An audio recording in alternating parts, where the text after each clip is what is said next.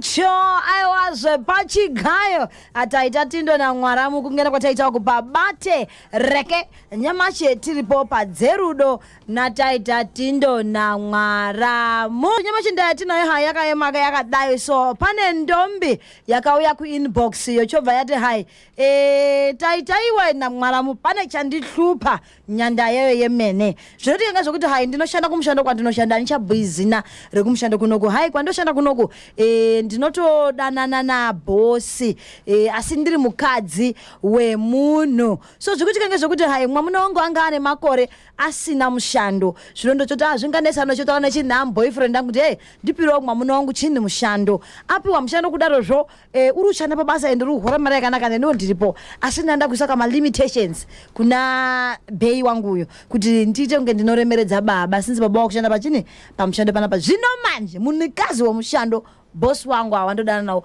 washishwa vari kuti hai ngatikotoke kudhaya kwataiti tambodai tombotamba ini kuti hazvichaiti baba vapano zvino ndodii ndoregera basa here ndoti baba adzingwe here ndoenderera mberi here ndanda kuzama kuti ndiavoid zviri kundohlupa ndakati rekatizwe kwasharukwa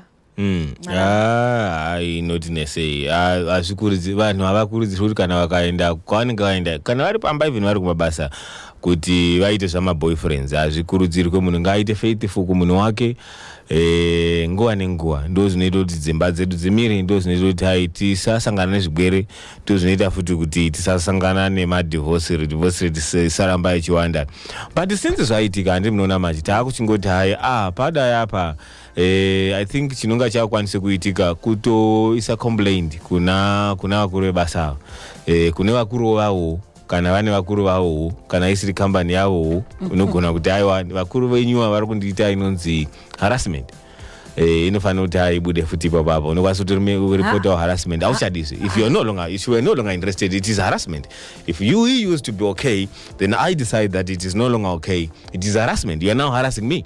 So if you are the boss and but you continue ini I'm the boss andika iwo ndobva ndikumbira ndokumbira murume wako iwewe auye panapa ndimpromote ndimbo mushando andika ndomupa just because murume wako ane mushando wakude kundiramba izi nditi kwako wakuti harasa inini exactly watorambwa we were not married it was a flirtatious relationship that's why kana nguva yacho yasvika we can easily say no zvatovharana and ikaramba wachiita yato harassment iyoyo and nyaya harassment chayakanakira ngekuti kana yakuzotongwa inotongwa between the employees anditi the employer and the employees meaning kuti the husband may not have to hear about it may not even hear about it yotongwa yogadziriswa yakadaro I think that is one way it can also be solved kuti abhire baba kuti ndo zvakaitika I don't think it is a very good don't think it is a very good idea for her to do that because zvakatoitika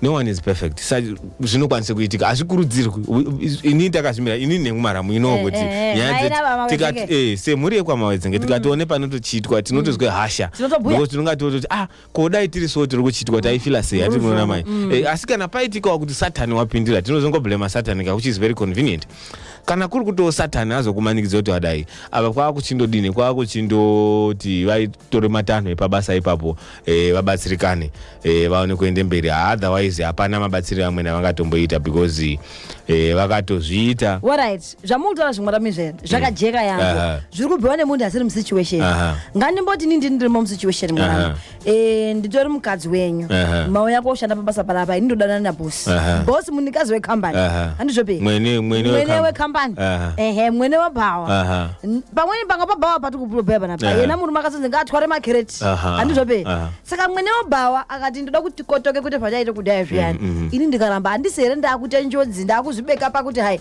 pamutariko wekuti ndikaramba mwamuna wakona uchaza mushando wapera ini nowakhona zvoti mushando wachini wapera zvobhuye kuti hai takukotoka hesure ino batiri kuzama kude kurumba because ini ndikamumwaramuka kutoenda kumushando kuno kudana nabosi wanai dzimweni dzemuko kuda kuti ndihlamburudze ndaramo yedu ini nemaina baba mawedzenge ende kutozoti mumushando wapana papo kuda kuti zvidini zvinake asi manje wode kuangira ndazvizwa zvamabhuya ndati anditi kwakuzouya nenyaya yekuona kuti hai maybe conscience dzake zvozidai kuri kuti iye munhu wemadhiri chaicha wadai achingokontinya akadai but I think wazosvikawo pa conscience dzake hadzichamutenderi kuti unofanira kunge achiita zviro zvakadai. So kana zvatozvi basa racho rapera zvekuita zvinopera ere mazuva ano munyika yeZimbabwe ino?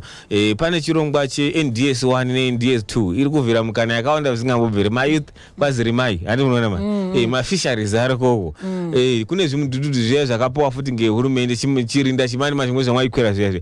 My point is, in summary, there is other things that you can do zviri clean zvisina kuti hai your conscience inobase, because tikaramba takati ngaarambe aripo just to keep a job ndio munhu muzozwi kwai wadzura. Saka kana aramba hake zviri nani kuti mutopetuka kumhatso zvotopera zvakadaro. You have made a mistake, you are not perfect, God will forgive you. My question is, go on Sunday and do confessions if you are a Catholic. My question is kundombi ine ndakakora hangu ibvunza paruxunga ngekuti hai uri kuzviziva kuti zvauri kutoita izvi hazvitotenderwi pachindau chedu isu semandau edu hazvitodiwi kuti ndombi iende kuita zvimweni zviro yona yakaganga pamuzi pana zuweni pamawedzenge. Saka iwe uri mai mawedzenge woziva kuti uri kushanja chazokupa magatsi ekutora mwamuna wako kumbeka pari parushanjira chinyi? Ini ndo saka ndati Mwaramu, if we are to be honest, this is a screwed up situation. And already everything is bad. Apana tikatoda kutanga kumujaja unodzungira because watombozviita izvo kuti wai waoniniwa wapedza wodheerera zvemwamuna kuti hai uya tishande panapa apa muri kuenda futi sere kwemakrets mwechinyepa futi utabuda. Saka it's just upside down. However tiri kuti zvinowanika zvinowanika. Pane mambo David vakatombokurirwa vakazodzungira paya handi munoona mai vakazoda kudzungira tiri kuti zvatoitika. The best way forward inani tododzoka kumashure. The best way forward ngeyekuti kana iri kambani ngaaende kuvakuru vebasa maHR ati this is sexual harassment. Kana iri rake basa munhu muridzi waro ngaasiyane naro basa voenda hako kotambudzika pane zvavaita, because it is better to have a peaceful night than having this situation yekuti everyone plus chasara unozooneka kuti kwai unozooneka wachipimwa. Anditi unopimwa ngezviya wechipimwa munhu unopimwa ngezviya munopimwa ngei nechini ya tape measure mwapedza if you know unozooneka wechipimwa ipapa wechidini murume wozoshamisika. Saka zvadaro manje ndio zvinozounze hasha. Saka zvakadaro ngatimeke sure kuti aiwa vanhu tape measure baba aiwe unondiudzei ndakamboita tailor kai ndichazokuudza imwe zuva ndiri pakwekwa. Saka ezuya inini contribution yangu ngasiye basa racho hazvina basa. Alright, tashira pachigayo mwakaita wani kungora kuti vakana 02026 308 02026 308 odini dzimweni dzemukuone mafungiro ako kana kubeka iri voice note pa 0774 862 340 khasa nesu bhuya nesu tizwe aiwaka vakashata. Tashira pachigayo mwakaita wani tinobonga ndikubhena nemachari kunga muri pari vadzina fundi amanyaya. Oho bhuya nesu tizwe baba. Munhu wowo ngaachitangire kuite zvaaita mabasa ake atumbuka kuti anase kutooneka ngemurume wake kuti zvinase kuoneka kuti ikara. Ndazwa ndinobonga yambo. Hanzi a scene is just a scene anyway though. And we sin every day. We sin we sin every day. No one can say I'm a better. No one can say I'm a better sinner than the other. Chibi. Tashira pachigayo mwakaita wani komana 02026 02026 kana ufona pa 0776521717 khasa neni bhuya neni tizwe wodi ndombi nei zvoite ekuzwinyi. Tashire pachigayo mwakaita wani tinotamba ndikubhena nemachari kunga muri pari Naidangu ndoti mukazi wakashinga ambashambadza chipambira kuma zvinenge zvakonza ukazoona muntu wobhuya hai zvinenge zvakonza ende unenge wapererwa ende kana munhu zvezvo ini ndokurudzira kuti munhu kana kauya apererwa ka ngatisa my point exactly kuti inini I wouldn't want to judge wakazodai because ndinoziva umwe mukomana waizwi Jobe Job dai waisi Job hake but mazuva acho Job uyu waigari kubhikita kunonzi kumatsai. Job une misikazi wayo akaita vaenda kuona idi wanga ari mukomana waing'ombe wanga ari asi wanga ati kura kure ndokubva asangana chirwere chepabonde. Saka asangana chirwere Job haana kutaura pane nguva. Job wakarwara, Job akazofa nekuti aiziva kuti vanhu vanogona kudini kumusheka, vanhu vanogona kumujaja. Saka ndosaka ndati inini kana munhu atouya kudaika saBishop Mawedzenge ndototi aiwa utori hwai atoona kuti ndatoshaisha ngatichitotangira apapo iwewe ndaobhire munhu kuti handichazvikwanisi ndakuda kuita kana zvakorera mwodzingwanyu basa rachona mopetuka kumhatso kwenyu mosva inoende pamuntu hapana chaungaitawo because tikatanga kuti kwai wazopublisha wadai ndoponzoti kwai wamwe mutombo zvadetserei ani munoona tichazoita rimwe zuva iyi mhari zoyaise kuti titi vanhu mwakazviitira tine macrusades etichade kuita pamberi apo achanangana neizvozvo nema one on one necouples convention etichaita kuti macouples uyai handi munoona mani but kwanhasi ngatidetsere situation iyonayo because vakawanda zvamwabhuya kuti hai pamweni pachinonongwa pamhatso hapana chekubata panapa munhu wakaatawo unobira akawata munhu unobira ari kusilagi ichiyo pane sinuka handiti munhu unobira ari kusinuka achibheja handi munoona hapana chekurya panapa wapedza uzozwei kumushando nguva imweni pane zvoitikawo hazvina kunaka anotosiyana masituations anotosiyana. Atashira pachigayo mwakaita wani kungara kuna rava rakata hai 020260308 ngatidetsere ndombi ngatidetsere yachiti hai ndibetsereiwa kiti we ngendaa yekuti hai ndatoguma panapa pachigayo maguma mwakaita wani amunotamba ava Bobo ndikubhena nemachaikunga muri bosi achadiba mukadzi uyo ngaende kumba kana murume achadiba kuti ati ngatidzoke tiite zvemazuva ese achadiwi bawo ngawasiye basa rowaende. Oho, alright, tinobonga yambo. Tashira pachigayo mwakaita wani? Tinotamba ndikubhena nemachaikunga muri pari? Kungora kuna aeroba rakata hai. Azviza chato chigamidzika. Ukangoona yadairwa kwaka. Chitobuya nyaya. Fotsora uchienda. Fotsora itizwe. Buya itizwe msharukwa. Aiwa. Ngachitore vairi vekupedzisira. Zvazvinoita mwaramuke zvokuti hai. Tiripo pakukona unasobhuya kuti mukadzi unozvivinji ngendaa yekuti hafisi mumhatso mwako ndizvozvo ngekuti kana kuti wasita wabatwawo maybe your situation is different. Ndine umwe munhu taakuzopendera hedu wakasangana nemukomana online handi munoona manje ndokubva vatosangana ndobva vadaidzana vanga ari kune rimwe guta ndikataura maguta munozomuziya saka ubva kune rimwe guta ndobva atotumirwa $6 panoita $6 kuenda vatoenda kutosangana nemunhu wavo ne$6 echisvika ikoko ndokubva arobwa musikana uno haana ake kuzobatwa kana udini wakabva angorobwa ndobva atorwa foni nei zvimwe zvimavaluable zvanga nazvo ndokubva adzoka vamwe vanhu vakamujaja handi munoona manje vaimujaja ndobva ndazotarisa kuti unojaja because hausati wabatwa but otherwise you are also meeting strangers. Exactly. You are traveling to South Africa to Harare to meet strangers. You see, but when you hear someone saying it kuti ndakazosangana nestranger ndikarobewa, we become judgmental. Very true. We crucify. Very true. We bastardize. Very true. We criticize. Very true. Handi munoona manje kuita isusu ngatei hatisi kuzviita kana mapicture tikadacho kuningira foni yenyu Vama wedzenge tachire buya inasitizwe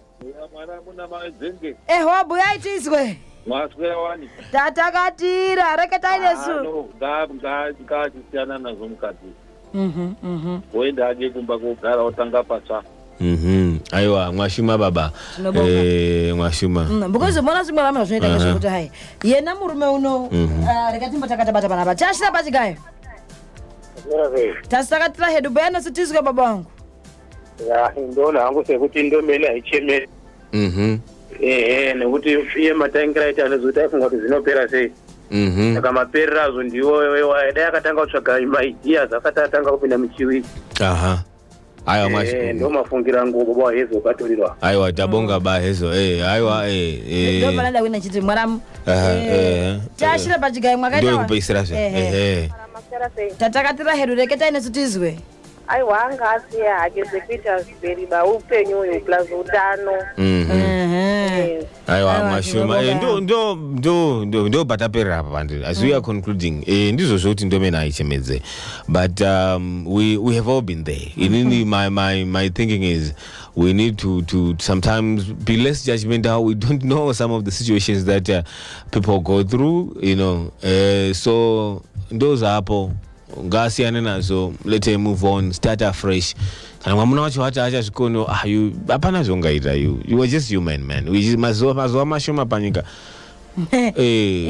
Ina hangu ndichibvasa segment kuti hai vakadzi we know kuti sometimes tinogona kuforcwa kuita zvinhu zvisingareketeki ndizozo ngendaa yema situations but pane chimwe chiro chinofana kungogara chiri mauri cheubuntu uno ndizozo kuziya kuti hai ndimbora anani watobiwa bizo rokuti anyama wedzenge ziya kuti hai ngezviri zvaunosoti uite ngezviri zvausingasisi kuti udini uite yenaye wakashaisha ndekuti kwakusimusaziya kuti mwamuna wangu uno ndichazomubeke panapa yena wefunga kuti zvichaperera kuri kumushando weikangana kuti uri anani but zvisinei hai zvakatoitika ende tinoti hai ngaachisiya mushando wakona kana zvaitobvira chikuti kuzobhira nababa imwe mukazobhirwa kuti ndosaka ndati ngaasiye basa oenda kune akaenda kuma HR, they know how to protect because it's worker employer confidentiality. Andi munoona manje nditori nefairi rangu kariri ku HR akore kuti inini ndinopota ndichiti ndinowata andi munoziya